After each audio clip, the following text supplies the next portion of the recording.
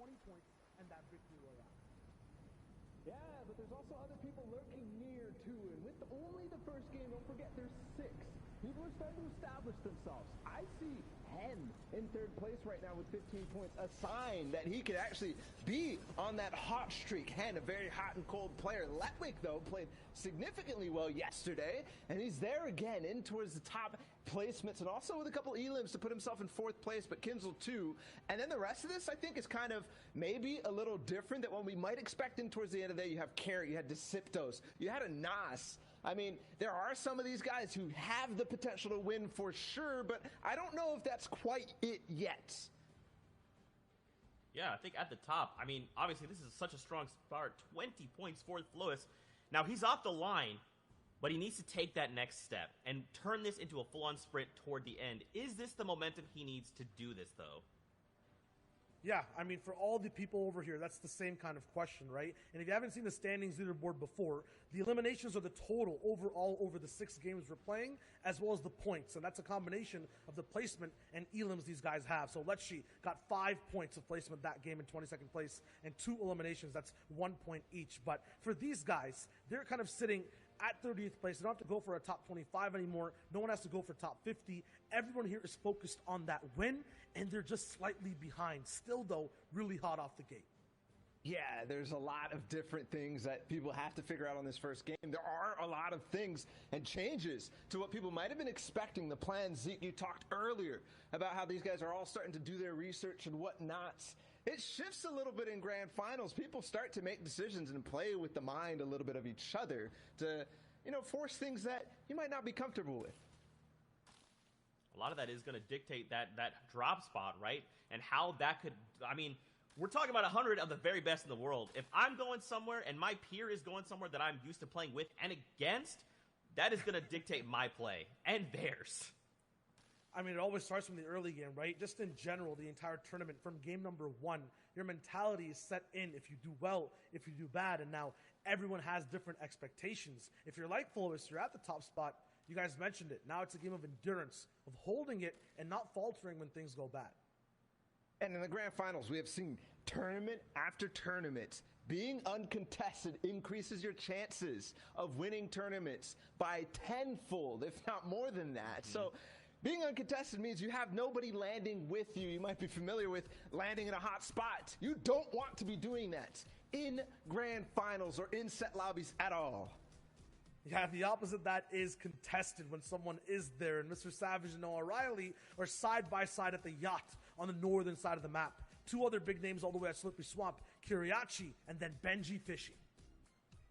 Noah Riley was not supposed to go to the yacht with Mr. Savage. Mr. Savage had thought that he had done enough to force nobody to land with him throughout the heats. But you know what changes now for Benji is that Noah was going to be landing in the same main building. And of course, Noah did not want to do that. Challenge one of the best players in the world at off-spawn fighting. Did not want to challenge Benji whatsoever. He'll leave what success he had throughout the qualifiers to end up going against Mr. Savage? I mean, now it's going to be even harder, I think, for Noah Riley all the way up at the yacht. For Benji, even freer. But how did that look in game number 1, right? We're talking about these names, and we missed one of the biggest ones from the first game, Flowis, who ended up getting the Shockwave loot. Didn't start with it, though. He was at the Orchard. And a big difference from what we've seen for Flo is because usually it is the Shockwave loot that he's going for in the early game. That's why he got to this spot, but it doesn't matter. He'll grab it anyways, and he's even contested the Orchard. So all I said, Zeke, about being contested, reducing your chances of winning in grand finals kind of shifts when you see what Flowis just did, and it doesn't matter where you land. You could always stumble across Kit's Shockwave launcher. And this is kind of like talking about the quality of the players we're seeing, right? Like, yes, of course, we have mythic items to play around, but for someone like Flowis, it's like if he's going to walk up and he's going to take a fight and eliminate you, and that loot's just going to be put in his hands, it's like, okay, I'm already good. I'm already at a 10. You're just giving me that loot and now making me an 11.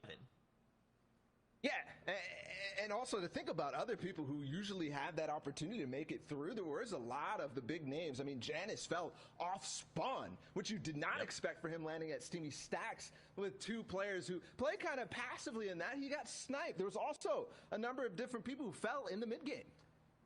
Yeah, I mean, the big thing and the number one word for all these players right now is momentum, right? Flawless finding that shockwave launcher gives them a bunch. Janus getting taken out, as Bala just mentioned, stops the momentum overall, right? So in game number 2, these guys have to find a way to rev their engines faster and then get ahead of everyone else with momentum.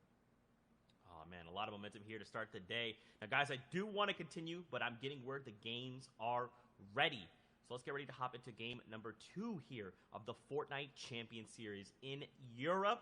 Let's see if the action continues. Sundown, Clay, let's send it back your way. Thank you so much, Zeke, Shio, and Bala. And I mean, I'm just so excited to see, because I'm a personal fan, or like I'm a advocate for the fact that game 1 is a nice way to set the tone, but you really get an idea of how the leaderboard and how the lobbies are going to play after game 2, because particularly with solos, it's about consistency and who's able to turn over a performance from one game to the next and continue it rolling, and you're really able to see that going down in the second match. And into the third as well. If you're able to bounce back in that third and you really, really submit yourself at the top, you got a chance in that 4th, 5th, and 6th game to really turn online. Benji, somebody who definitely needs to turn online, but Savage is going to go down to Noah Riley in the feed.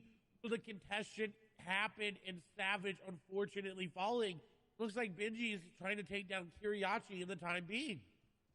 Yeah, Benji trying to set up one of those ambushes here on the side. You can see him trying to pick up Kiriachi as he's going right for those slurp jugs. He is going to find the initial burst shots there, opting not to use that sniper rifle and instead closing the gap on him as fast as possible. We'll see if he's able to get it. White tags coming through, using the tac shotgun and the high rate of fire to push through the box. And well done, Benji. We talked about the contestant over there, and he says, 0 out of 10 for the effort. The Russian judge doesn't even give him a point. Benji taking it down there, and that's 2 elims right off of the start for him there. You can see in the bottom left-hand corner, the 2 most contested areas are Rig and Salty Springs, each with 5+ players right now. So a lot of space being pushed out, and it's interesting to see 5 players in Salty. I mean, effectively, you're all taking one house of loot and saying, I hope this is enough. Yeah, I don't know why 5 players are there. I think it has to do something with Rezon. He scared everybody away from Holly Hedges. Anybody that normally landed in that path, I said, no, I'm just going to go try my chance at Salty there, as we are now over to the Fortia. This is Mongraal, and he's been dropping here for a while. We know that. But he does not have Ocean's Burst AR and Ocean's Bottomless Chug Jug. Someone else may have snagged it from him, and with his aim and with what he can do with it, that Mythic Burst AR is so good here from him. But it looks like he's not going to need it now, as he's going to get some tags going into this fight. That player going to have to back out. Mongraal, though, is running out of AR ammo, but he says, you know what, who needs an AR? I got a shotgun and a crash pad. I'm going into the box. He is going to miss the jump a little bit, almost deploying a crash pad there, but the continued pressure that he's keeping up is trying to keep this player from going any higher, and it's Smudge just trying to get away. He's got a little sliver of HP, but Mongraal going to get in the box and do that Mongraal classic and get the elimination. And he had to resolve that fight right away, because even picking that up with the additional match drop now only has 52 materials. And while he is in the zone, since it did pull towards that south side, he's going to need to find it. And with so many other players around this area, it's going to be really hard to max out quickly. But now let's hop on board with our match number 1 winner. As you can see, the format in the right-hand side, each elimination being worth a point. You can see once you get into that top 10, you'll have 8 placement points going through, all the way up to 14 for first. Then you can see 11 through 15th is 7, 16 through 20th is 6. It's the intervals of 5, then the intervals of 10, and of course, you get that first placement point after the first 25 players have gone down. So still plenty of players who need to drop here, which generally is a little slower from EU. You'll typically see a little more aggression going on. However, as you get further and further on into tournaments, the stakes and the players become that much more difficult to fight against, and it's really hard to confidently take an early fight, as we have Rax and the Costa Rican Sebi in a battle over here. Ooh, and Rax on the back foot already. Now, this is that weather station just above Caddy. A Sebi going in. The shots are going to go through. He's going to get the initial damage, and he's going to follow up with the AR. The crouch spam, and it's going to pay off for him. The elimination comes through, but now the question posed for Sebi is, can he go get Pit's loot? Can he go get the Shockwave launcher and that charged shotgun, or will he settle for some of the vault loot? And generally, that's the goal. It's to go through, get whatever you can from the weather station, resolve a fight there, and then head down and hopefully pick up the remnants of whatever happened at Caddy Corner. But now we're going to swing on over to Authority, where we have Letwick. We're in match number 1. He was able to steal away that mythic glider grapple gun and just kind of rotate out. But now, match number 2, you can see Hardfind over on the side, and Hardfind looking to set up a trap and a bait, and we've seen this before a number of times, particularly around that vault area where there are some areas you can't build. Players look to have just an immediate drop, but Letwick is set up really well in terms of his close quarters combat. Just having that epic SMG as well as the tactical shotgun and a legendary pistol means he has 3 really high rate of fire weapons that give him plenty of abilities to just spam and pressure Hardfind, who's going to be looking for an ambush here in a second. But right now, both players just farming up. And it seems like they're respecting each other's areas of this Authority. They kind of know, hey, he's going to be over here. I can tell by how he's looted. I know Letwick's going to be in this side because I know how he looted from Hardfind's perspective. But what's concerning about this is the players that are around. Carrot is there as well. You got 2 other players on the side. But Letwick is playing this very well. He's hitting some things, and then he's standing still.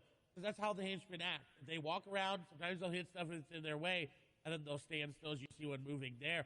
On the other side, we've got Wolfies, who's in a fight against some Marauders. Hopefully he's able to get out of those. The Marauders are very, very potent. They shoot you, they throw stakes at you, and they just will try to eliminate you at all costs. And they've got very, very good aim, especially with that hunting rifle there in the inventory of the Deadeye Marauder. Wolfies is pretty low, but he's got Ardent pretty low as well, 150 HP. Now the Marauders are coming in here. The third party this fight. Sometimes the third party does not always have to be an actual player. It can be the AI. And this is really good for Wolfies. He's allowing the Marauders to go after this player and go after him for him and get the initial damage. But if he goes in, he's got to be careful. He can't look to go in right away with all these Marauders around. If he doesn't do any damage to him, they're going to be very, very, very hard to build through and walk through. As you see, the builds are going to get broken. This is bad for Wolfies. He needs to get rid of the Marauders. His shots are coming in down to 11 HP. He's only got 2 builds remaining. Launchpad placed. He can't build anymore. Got a player right there in front of him. Sniper shot going to come out, and it does. But he goes down to a Marauder.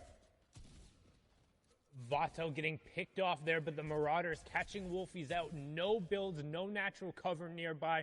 Ardent soaking most of the aggression. Him opting to go down. Ardent will clean up all of that. So good heads-up plays by Wolfies to pick up the snipe, but the Marauders ultimately enacting their revenge there. And it can be so difficult when you get caught out by them, particularly in the open. The builds that will target those and will try and take them out. You're definitely able to kind of ditch them and get rid of aggro when you're around some of the more natural cover on the map, those houses, the bridges, and the stuff that are nearby. But Vato not going to be happy about that. Was trying to get a little bit of a third-party tag there, and Wolfie's punishing him right before he goes down. He says, hey, if I'm going down, you're coming down with me, and will also deny a key elimination point that could have gone over to Ardent. So ultimately, he's going to be upset his game is over, but at least he was able to pick up a little bit. Is now back on board here with Flois, and as we can see, he's used to fast starts, placing first with 5 elims in game 1 of Heats as well. So let's see if he can turn this confidence into something more, as he is over on the northeast side of the zone with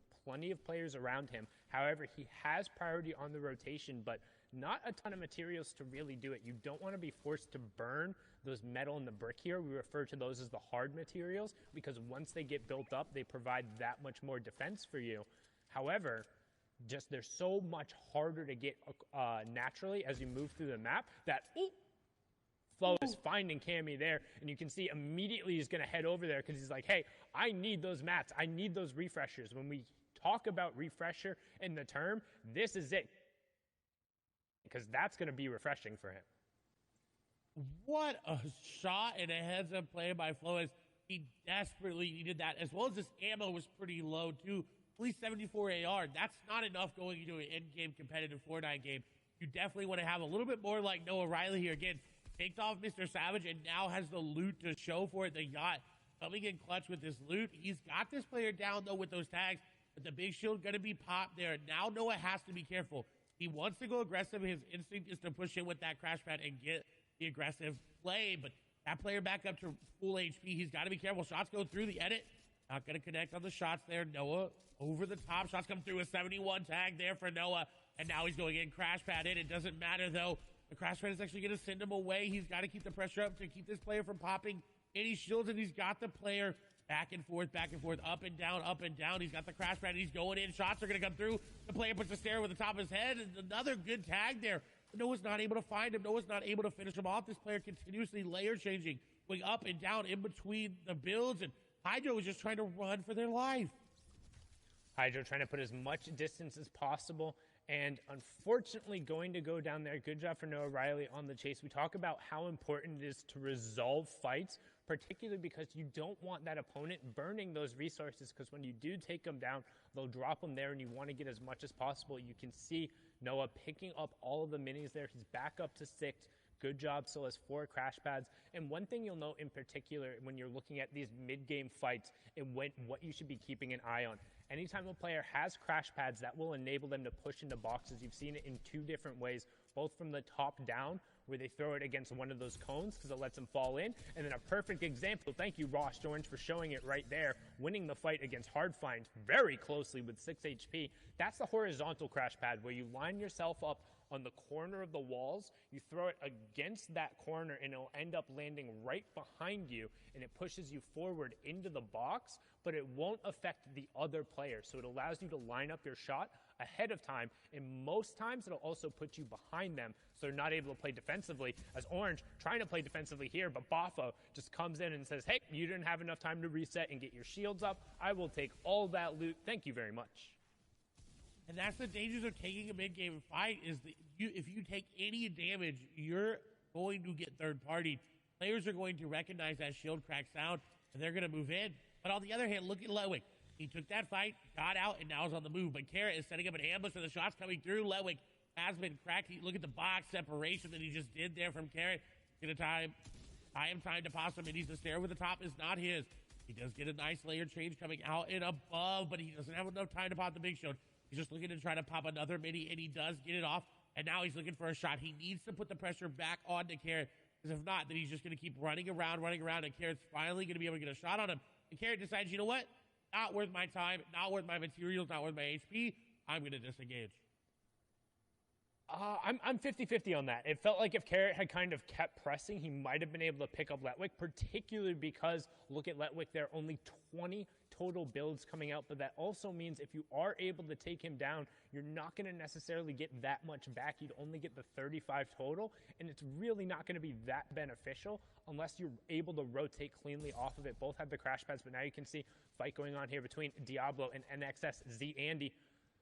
ZAndy on the back foot here, and Diablo trying to push forward. Somebody we've seen had the capability of playing aggressively. He is above that Storm Surge threshold, so just trying to hunt this player and doing a good job of keeping ZAndy on the back foot. Does get the cone replaced, owns both, edits back under.